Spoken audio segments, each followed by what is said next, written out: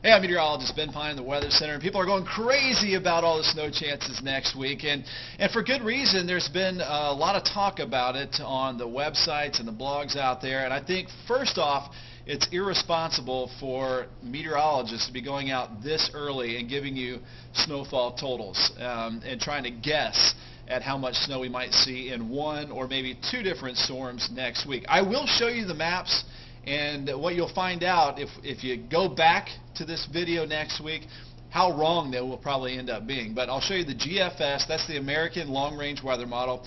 I'll show you the European weather model as well, and we'll just kind of look at some of the chances of snow that we'll have really over the next 8 to 9 days. Let's get started with this weekend. We're going to have some rainfall moving in late Saturday, and then it might turn into some cold air, some light snow showers early on Sunday. And this GFS is putting out around an inch or less, maybe just a tad more to the northeast.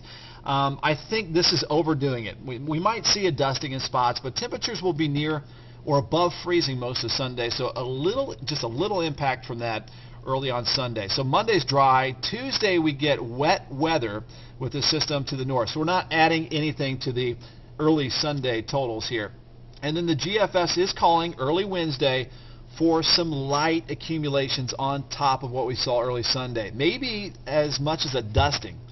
So it looks like light snow showers early Wednesday as that storm pushes out. Primarily a rainmaker on Tuesday into Wednesday.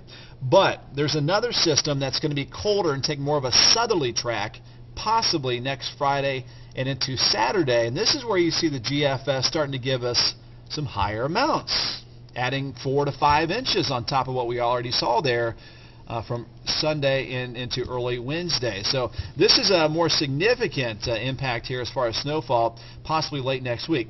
Please keep in mind that is 8 to 9 days away, and this system right here may not even hit us.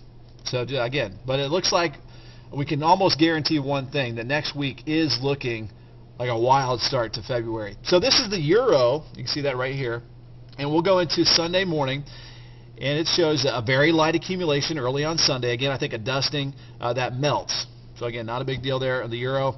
And it is interesting that the Euro and the GFS are coming together in pretty good agreement for Tuesday into Wednesday.